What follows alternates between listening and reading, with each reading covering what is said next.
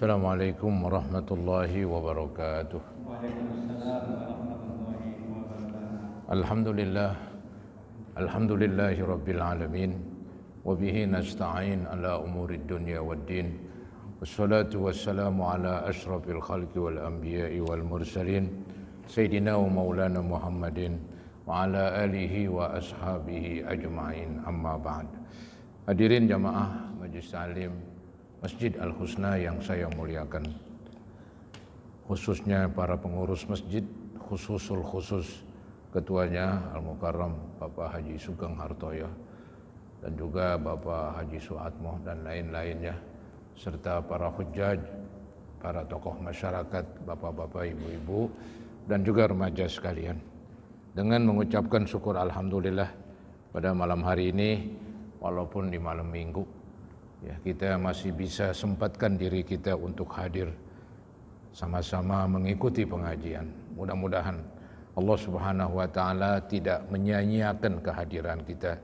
Semoga dibalas dengan balasan pahala yang sebesar-besarnya, dan semoga Allah ampuni dosa-dosa kita, dan semoga terus dibimbing ke jalan yang lurus, jalan yang diredhoinya, dan dibukakan pintu hati dan pikiran kita. Amin ya mujibas sa'idin. Halaman 497, hadisnya 46 ya Pak? Hadis 46, nomor 46, halamannya 497. Ini masih melanjutkan bahasan tentang jihad. Ya. Jihad berulang-ulang saya artikan perjuangan. Perjuangan itu bisa dengan harta saja. Untuk membangun masjid, mushola, ya, membangun majelis ta'lim, membangun pesantren, ya, itu dengan uang itu. Jihad juga, ya, dengan tenaga, kita bantu dengan tenaga kita orang-orang yang membutuhkan. Ada perjuangan dengan harta, nyawa, tenaga, walhasil seluruhnya dikerahkan. Itulah perjuangan dalam arti perang. Di masa Nabi, perang itu kan senjata milik sendiri, ya, kendaraan milik sendiri. Jadi perjuangan dengan harta. Peperangan itu ya butuh tenaga, peperangan itu ya butuh nyawa. Bahkan ada yang mati syahid. Ya. Itu perjuangan berat, yaitu peperangan. Nah, di dalam agama Islam memang dulu Islam itu kan tumbuh ya dengan peperangan, apa boleh buat. Ketika dia ditindas, maka dia melawan. Nah, ketika melawan terjadilah peperangan. Ya. Sehingga Nabi Muhammad SAW banyak sekali menyampaikan hadis-hadis, sabda-sabda beliau tentang perang ini. Ini hadis sudah 45, ini yang ke-46 yang berkenaan dengan perang. Ya. Nah, hadis yang ke-46 ini menerangkan tentang seseorang yang menyiapkan kendaraan perang. Seperti zaman dulu kuda, onta dirawat, dapat pahala. Ya, sampai-sampai hewannya kencing, buang air besar, dapat pahala pemiliknya.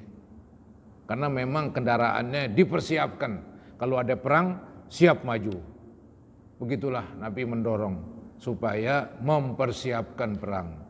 Walaupun dalam keadaan damai, harus siap terus, standby begitu. Ini diantaranya nih hadisnya nih. Wa an Abi Hurairah radhiyallahu anhu qala Rasulullah sallallahu alaihi wasallam, man ihtabasa farasan fi sabilillahi imanan billahi wa tasdiqan biwa'dihi fa inna shiba'ahu wa rayyahu wa rawthahu wa baulahu fi mizanihi yaumal qiyamah.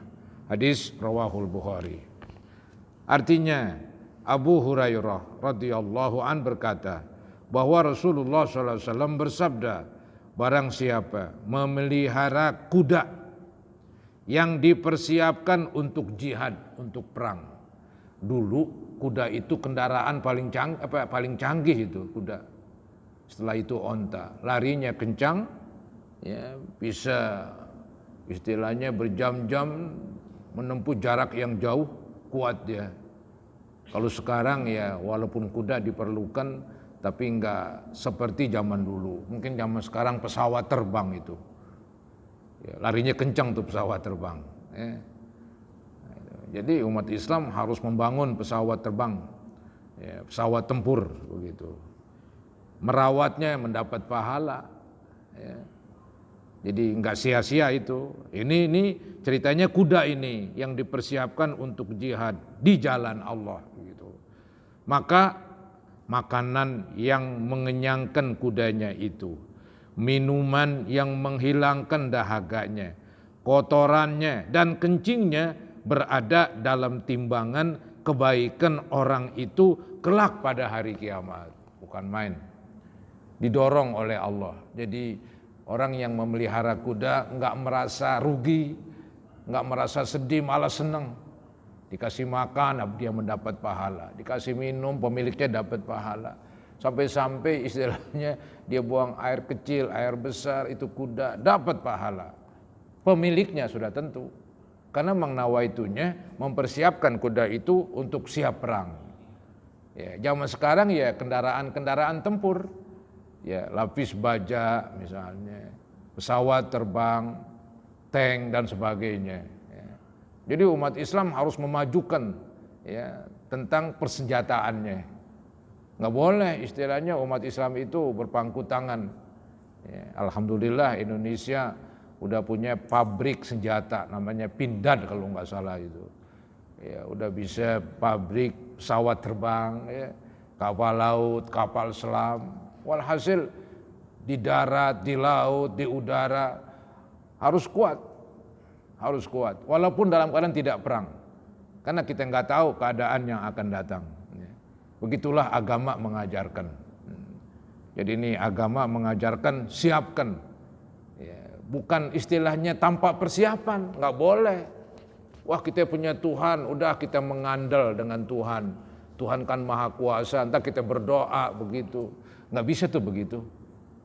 Al-Quran dan Nabi ya menyuruh kita persiapkan. Kayak ini kan persiapan ini. Ya, diberi makan, diberi minum, dilatih itu kuda. Ya. Maka Allah tidak sia-siakan itu di dalam mengurus kuda tersebut. Ya. Baik, hadis ini riwayat Bukhari. Pelajaran hadis, Islam menganjurkan kita memelihara kuda untuk persiapan jihad di jalan Allah. Dulu sangat penting itu. Sangat kuat, merupakan kendaraan paling canggih zaman dulu. Sekarang pun ya nggak ada keruginya begitu mempunyai kuda untuk dipersiapkan perang. Karena mungkin ada jalan terjal atau jalan yang susah hanya bisa dilalui oleh hewan yang membawa senjata, alat-alat berat. Ya. Jadi walaupun sekarang zaman modern, kuda pun masih diperhitungkan. Ya. Islam menganjurkan kita memelihara kuda untuk persiapan jihad di jalan Allah. Karena apa yang kita belanjakan untuk keperluan kuda tersebut dicatat sebagai kebaikan yang akan dibalas dengan pahala. Nanti memberatkan timbangan kebaikan yang disebut fa'amma man thaqulat mawazinuh. Siapa-siapa yang berat timbangan kebaikannya, ya, fahuwa fi 'ishatir radiyah, maka dia di dalam kehidupan yang menyenangkan. Jadi ini memelihara kuda nanti akan memberatkan timbangan kebaikan. Bahkan kotoran yang keluar dari kuda tersebut juga dihitung sebagai kebaikan yang akan dibalas dengan pahala. Kotorannya mulai air, ya, kotoran inian, kencing, ya, dan buang air besar, semuanya akan dibalas. Walaupun kotoran nggak ada gunanya kasarnya, tapi bagi Allah diperhitungkan. Ya. Ini kan dorongan supaya orang muslim punya kuda dan kudanya disiapkan untuk siap perang. Ya. Jadi itulah saudara-saudara agama Islam mempersiapkan kekuatan. Ya. Walaupun dalam keadaan damai. Ya. Hadis ke-47. Wa an Abi Mas'udin radhiyallahu anhu qala ja'a rajulun ila Nabi sallallahu alaihi wasallam binaqatin makhtumatin faqala hazihi fi sabilillah faqala Rasulullah sallallahu alaihi wasallam laka biha yaumal qiyamati sab'u mi'ati naqatin kulluha makhtumatin. Rawahu Muslim. Hadis ini dari Abu Mas'ud radhiyallahu an berkata, seorang laki-laki, tidak disebut namanya, ada seorang laki-laki datang menemui Nabi Muhammad SAW membawa onta yang sudah dipasangi tali kekang, udah siap dengan tali kendalinya, jadi siap dipakai begitu. Jadi ada seseorang datang kepada Nabi menyerahkan kuda yang siap perang, udah dipasangi tali kekang begitu. Dan ia berkata, apa kata dia? Unta ini untuk jihad di jalan Allah. Jadi dia memberikan unta tersebut kepada Nabi untuk dipergunakan kendaraan berperang di jalan Allah. Apa sikap Nabi?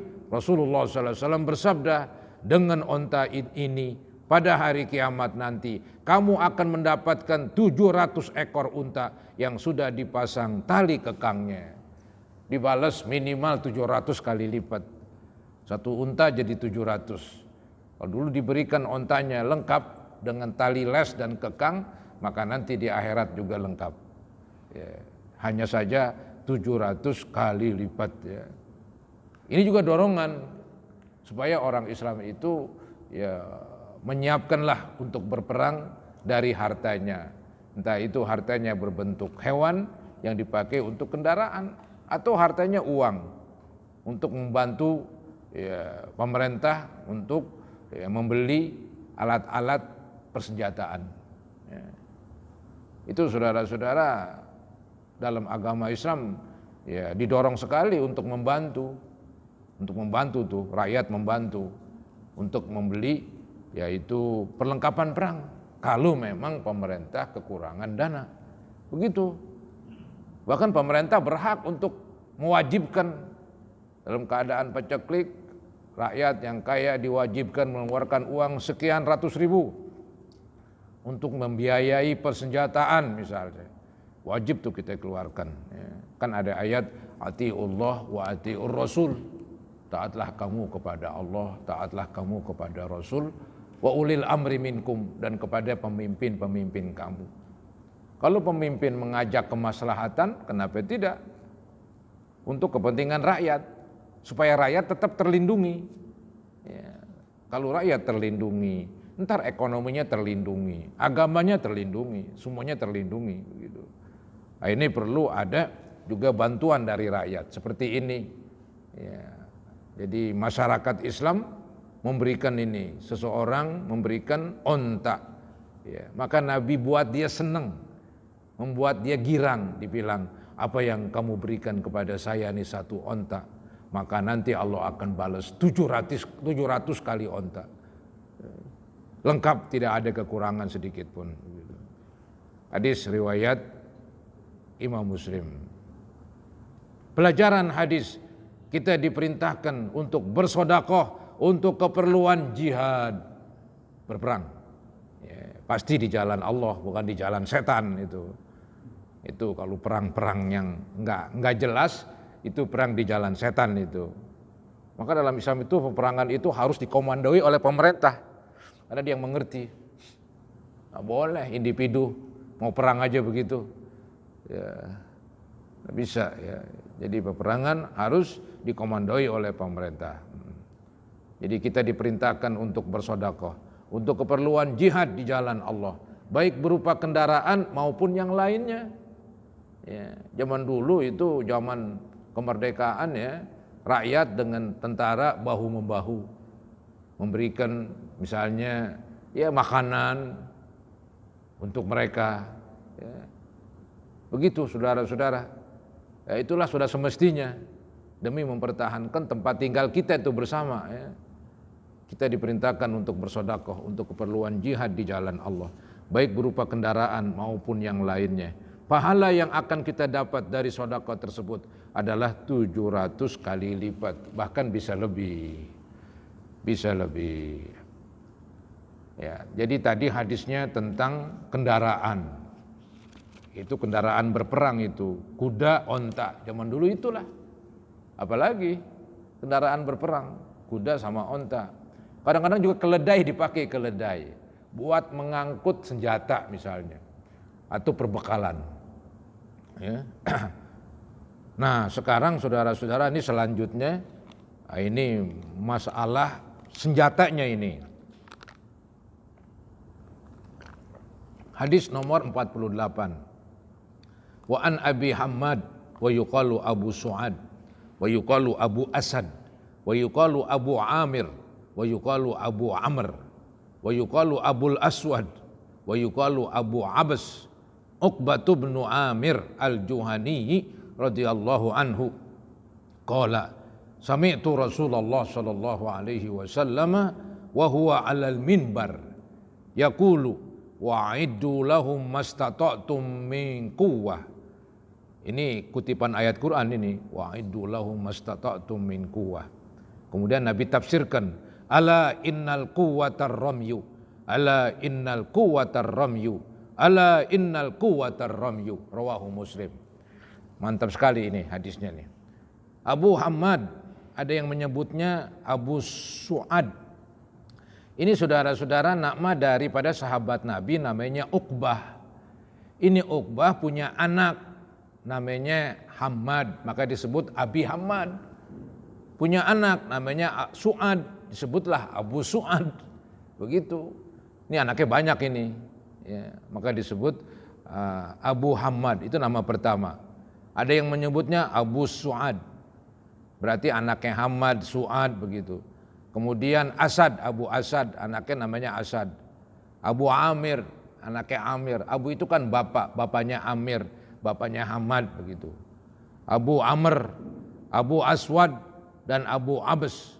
Nah orangnya adalah namanya Uqbah bin Amir al-Juhani radhiyallahu an. Uqbah berkata, aku mendengar Rasulullah SAW bersabda di atas mimbar. Bisa jadi ketika lagi khutbah Jumat atau ketika lagi ceramah begitu. Memberikan pengarahan. Apa ini ucapan Nabi di atas mimbar? Persiapkan untuk mereka ya, para musuh Islam kekuatan. Maksudnya ini siapkanlah untuk menghadapi musuh Islam. Siapkan. Apa yang disiapkan? Kekuatan. Begitu maksudnya. Ini terjemah Al-Quran ini. Persiapkan untuk mereka. Itu para musuh Islam, persiapkan untuk menghadapi musuh Islam. Apa yang dipersiapkan? Kekuatan apa saja yang kalian miliki. Nih, kekuatan apa saja. Jadi apa saja kekuatan persiapkan untuk perang. Kekuatan apa saja. Nah Nabi tafsirkan kekuatan apa ini yang paling pokok. Ketahuilah, ini Nabi tafsirkan. Ketahuilah kekuatan adalah memanah. Ketahuilah kekuatan adalah memanah, ketahuilah kekuatan adalah memanah. Hadis riwayat Muslim. 3 kali disebut bahwa kekuatan itu ada di dalam kita memanah. Zaman dulu memanah itu senjata paling canggih. Buktinya kalau pedang itu kita bisa membunuh musuh kalau berhadapan. Tombak mungkin agak jauh sedikit kita bisa membunuh. Tapi kalau panah dari jauh bisa membunuh, bisa mengalahkan musuh. Maka zaman Nabi itu ada pasukan panah. Ketika perang Uhud, Uhud ini satu gunung di kota Madinah, pegunungan begitu, ya. Dulu terjadi perang di situ tuh. Ada pasukan Nabi disebut pasukan panah dipimpin oleh Abdullah bin Jubair. Sebelum peperangan Nabi udah perintahkan, wahai Abdullah bin Jubair, jaga anak buah kamu supaya tetap berada di lereng gunung. Karena mereka pasukan panah. Dari ketinggian dia bisa memanah yang di bawah. Ya, lebih enak begitu. Ketika umat Islam perang Uhud mula-mula menang. Tahu-tahu yang menang ini pasukan panah turun ke bawah. Di sini nih kesalahannya. Nabi udah larang. Beliau komandan pada waktu itu. Melarang pasukan panah turun ke bawah apapun yang terjadi. Tapi ketika umat Islam udah menang, banyak harta rampasan perang, ini pasukan panah turun untuk mengumpulkan rampasan perang. Aduh, akhirnya tempat yang strategis tadi tuh di lereng gunung diambil oleh orang-orang kafir Mekah. Dari situ mereka memanah. Akhirnya umat Islam kucar kacir. Nabi pun berdarah. Bukan main, itu perang Uhud, perang berat. Kesalahan umat Islam. Maka Allah nggak bantu. Karena kesalahan, nggak mau patuh kepada pemimpin. Begitu. Nah dulu tuh pasukan panah paling top itu. Pasukan elit istilahnya. Karena emang senjata paling elit memanah, paling canggih. Nah Nabi terangkan di sini, ketahuilah kekuatan adalah memanah. Kalau sekarang bukan panah, senjata, pistol, terus sampai tingkat tinggi itu senjata. Ini kan seperti memanah. Ya, kalau panah kan dengan tenaga, kalau ini dengan bantuan peledak itu meluncur, ada namanya peluru kendali. Peluru kendali jarak jauh, puluhan kilometer, bisa sampai. Itu lebih daripada memanah. Itulah yang Nabi inginkan tuh umatnya. Hei umatku, kekuatan di yang pakai meluncur begitu. Disebut memanah di sini. Itu kekuatan. Kalau menguasai senjata yang meluncur jauh, itu bukan main. Dari jarak jauh kita bisa serang musuh. Terlindungi yang menyerang. Maka sekarang ada peluru kendali antar benua. Wah itu serem banget itu. Antar benua. Sampai begitu. Dengan bahan bakarnya yang banyak itu di peluru kendali. Jauh tuh jangkauannya. Itu makin kuat begitu. Sebetulnya orang Islam sudah disuruh dari dulu, ini dia nih ayatnya nih, hadisnya ini. Ayat dan hadis, ayatnya wa'iddu lahum mastata'tum min quwwah. Ya, hadisnya ala innal quwwata ramyu. Jadi Allah berfirman, persiapkanlah untuk menghadapi musuh kekuatan apa saja. Nabi terangkan kekuatan apa saja, yang paling tinggi adalah memanah. Kalau sekarang dengan senjata yang paling kuat, paling jauh jangkauannya, paling jauh, paling kenceng larinya. Maka zaman modern ini senjata semacam itu dikembangkan terus. Ya, peluru kendali. Kadang-kadang peluru itu dicegat dengan peluru kendali. Sebelum masuk ke daerah dihajar dulu begitu. Maka dibilang anti peluru kendali lagi begitu, dibuat antinya. Begitu. Saya terus terang aja paling senang itu kalau cerita militer. Paling senang kalau baca-baca militer begitu. Agama begitu hebat nih, saya bilang ya Allah, bukan main nih agama Islam. Disuruh majukan semuanya. Kendaraan berperang dimajukan. Ya, senjata berperang dimajukan. SDM-nya nih orangnya disuruh dilatih ntar nih. Ntar Nabi suruh, ayo melatih memanah. Ayo melatih berkuda. Bukan main tuh SDM-nya itu. Ya, sumber daya manusianya. Bukan tuh maju peperangan ujug-ujug datang. Harus dipersiapkan, dilatih. Latih terus. Maka tuh militer harus latihan terus. Kalau nggak latihan lupa ilmunya. Latihan terus dia. Latihan perang-perangan, kadang-kadang dengan tentara luar negeri begitu. Latihan menguasai suatu kepulauan misalnya. Mesti begitu saudara-saudara. Bukan nama ini agama Islam, Masya Allah. Sayang kadang-kadang orang gak mempelajari agama yang semacam ini. Coba kita lihat pelajaran-pelajaran hadis. Satu, kita diperintahkan untuk mempersiapkan berbagai kekuatan yang menyebabkan musuh Islam takut. Kalau kita kuat, orang nggak berani tuh aduk-aduk kita, karena kita lemah. Disinilah jadi mangsa tuh yang lemah. Dunia begitu, harus kuat. Kalau nggak kuat, berat. Kuat ekonominya, kuat senjatanya. Dialah yang jadi raja. Ya sekarang ya Amerika, ekonominya kuat, senjatanya kuat. Oh gimana lagi? Tapi nggak mustahil nanti sewaktu-waktu orang Islam naik. Ya. Wong sama otaknya, sama-sama makan nasi. Oleh sungguh-sungguh dibelajari, emang semuanya ilmu dengan belajar. Nggak ada bersantai-santai, apalagi menghayal dengan doa mudah-mudahan. Mudah-mudahan, makan tuh mudah-mudahan. Nggak dapat-dapat. Ya, latihan kagak, usaha kagak.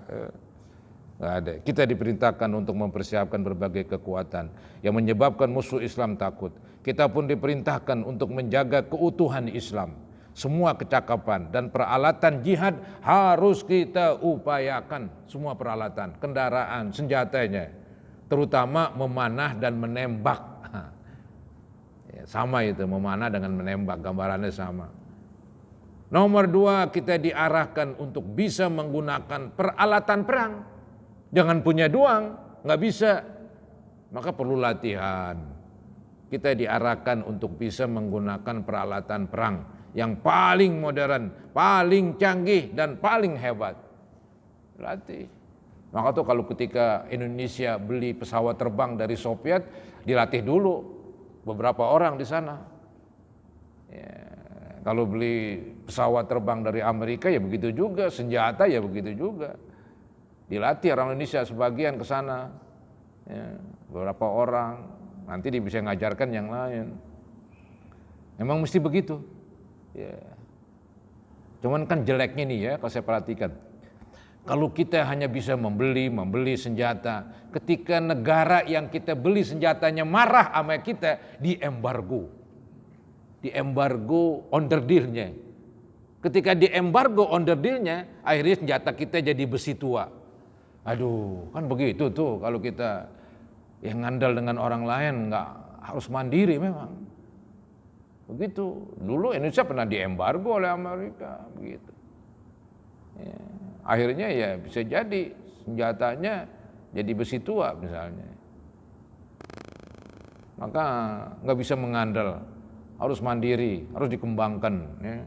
Tapi alhamdulillah Indonesia udah bisa ini, sudah satu tahap lumayan. Ya. Tinggal selanjutnya. Kemudian, ini di hadis 49. Nih disuruh latihan sekarang nih. Ya. Tadi senjata yang kuat siapkan, sekarang latihan terus. Wa anhu qala sami'tu Rasulullah sallallahu alaihi wasallam yaqul satubtahu alaikum ardun. Ya, satubtahu alaikum ardun wa yakfikumullahu fala ya'jiz ahadukum ayyal huwa bi ashumi. Rawahu Muslim. Artinya Uqbah bin Amir al-Juhani radhiyallahu an berkata, aku mendengar Rasulullah SAW bersabda, banyak negeri akan tertaklukkan untuk kalian. Itu zaman Nabi itu. Ketika Nabi hanya menguasai kota Madinah di situ.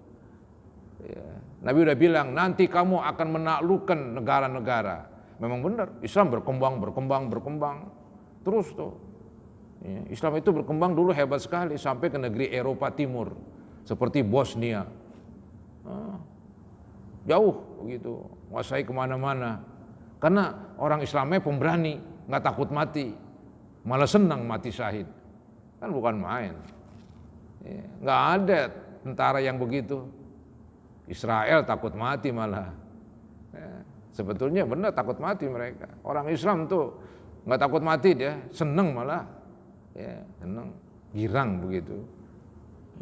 Nah Nabi udah bilang ini, nanti kamu akan menaklukkan negeri-negeri. Banyak negeri akan tertaklukkan untuk kalian. Dan Allah akan mencukupi kalian. Dijanjikan oleh Nabi. Allah akan berikan kemenangan. Allah berikan kecukupan kepada kalian. Karena itu janganlah ada yang merasa malas untuk memainkan panahnya, latihan. Mainkan panahnya, sering berlatih. Begitu. Ya, Nabi larang jangan lemah, jangan males latihan. Karena kalau udah menguasai suatu ilmu, lebih-lebih ilmu yang praktek begitu, menembak, memanah, berkuda dan sebagainya. Kalau diamkan aja itu lupa udah, tangan kaku udah semuanya. Ya. Maka tadi saya bilang itu militer selalu latihan. Ada latihan itu udah ada jadwalnya. Iya. Setiap berapa bulan sekali latihan tempur, perang-perangan. Ya. Pakai senjata lah begitu. Mungkin senjata yang ini kali Pak ya. Yang tidak istilahnya tidak peluru tajam begitulah. Mungkin begitu. Cuman suara doang, bom begitu. Ya. Tapi nggak tajam tuh senjatanya, emang senjata untuk latihan lah. Jadi disuruh jangan merasa malas untuk memainkan panahnya, itu Nabi Muhammad. Ntar berkuda, ntar main pedang, menggunakan tombak, harus latihan terus. Ya. Pelajaran hadis, kita dianjurkan berlatih memanah dan menembak meskipun tidak sedang menghadapi peperangan, walaupun lagi damai. Walaupun hal ini dimaksudkan sebagai persiapan untuk menghadapi kondisi darurat perang. Nanti kalau perang terjadi bagaimana? Kalau belum siap, ya. Kalau belum siap. Ya. Satu lagi saudara-saudara, ini juga dicakap sekali nih hadis. Wa annahu qala Rasulullah sallallahu alaihi wasallam, man ullima ar-ramya thumma tarakahu falaysa minna au faqada asa. Rawahu Muslim. Uqbah bin Amir al-Juhani radhiyallahu an berkata, Rasulullah sallallahu alaihi wasallam bersabda, barang siapa yang pernah diajari memanah kemudian meninggalkannya, dia udah punya keahlian memanah, ya, menembak misalnya, kemudian nggak dilatih lagi, ya, maka ia tidak termasuk golongan kami. Waduh, ancamannya tuh, bukan termasuk umatku yang baik, yang udah pandai memakai suatu senjata, kemudian karena tidak melatih dirinya, akibatnya hilanglah ilmunya itu. Kata Nabi, itu bukan golonganku yang baik, itu bukan umatku yang baik, tapi tetap orang Islam, cuman nggak baik lah begitu, disia-siakan ilmu Allah. Kan Allah yang mengajarkan istilahnya, kita dapat ilmu, tahu-tahu ilmu tersebut kita sia-siakan. Padahal ilmu itu kan untuk membela negara, membela tanah air, membela agama. Itu ilmu penting, ilmu militer disia-siakan. Itu maka Nabi marah ini. Artinya bukan umatku yang baik nih, yang udah pandai memanah, tapi disia-siakan. Ya. Hadis riwayat Muslim. Jadi katakan tadi, barang siapa yang pernah diajari memanah, kemudian meninggalkannya, maka ia tidak termasuk golongan kami, atau ia benar-benar durhaka begitu. Jadi kecaman jelek ini dari Nabi. Pelajaran hadis, ancaman keras bagi orang yang pernah belajar memanah lalu melupakannya. Ini contohnya memanah, bukan memanah doang. Semua memakai alat senjata itu. Ya, dia udah pernah mempelajari, kemudian dia melupakannya tanpa alasan yang dibenarkan, kecuali karena faktor umur, karena sakit, udah lemah, ya apa boleh buat, nanti ganti yang baru, gitu. Generasi baru. Dia nggak ada alasan kuat, atau melupakan aja lah tanpa latihan, tanpa alasan yang dibenarkan. Sebab orang yang pernah belajar memanah berarti sudah memiliki kemampuan membela agama dan negara. Ya, dia udah bisa memanah, ya, bisa menembak, bisa memakai alat untuk berperang. Berarti dia nih udah bisa membela agama, bela negara. Disia-siakan, Nabi marah itu. Oleh sebab itu, jika ia meninggalkan kemahiran itu, berarti ia telah menyia-nyiakan sesuatu yang sudah wajib baginya.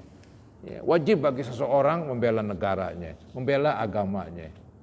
Nah, dia udah bisa itu dengan memakai senjata memanah. Tahu-tahu disia-siakan, nggak dilatih, akhirnya ilmu itu hilang aja dah. Nabi itu marah memang begitu. Ya, nggak boleh, harus dilatih terus. Ya memang kan zaman dulu peperangan itu ya semacam bebas lah begitu. Kalau sekarang kan emang ada administrasinya. Ya lebih hebat memang sekarang. Nggak semua rakyat lah yang berperang. Zaman Nabi tergantung itu, kalau memang musuh udah masuk ke suatu negara kita, semua harus angkat senjata. Semuanya tak terkecuali. Kalau masih bisa dihadapi oleh beberapa orang, biarlah mereka yang maju. Tapi kalau musuh sudah masuk ke suatu negara, semuanya angkat senjata. Istilah sekarang mobilisasi, dikerahkan semuanya. Gitu. Maka rakyat pun harus pandai. Ya di kita mungkin sekarang udah kebanyakan rakyat kali. Jadi militer nggak begitu banyak diperlukan.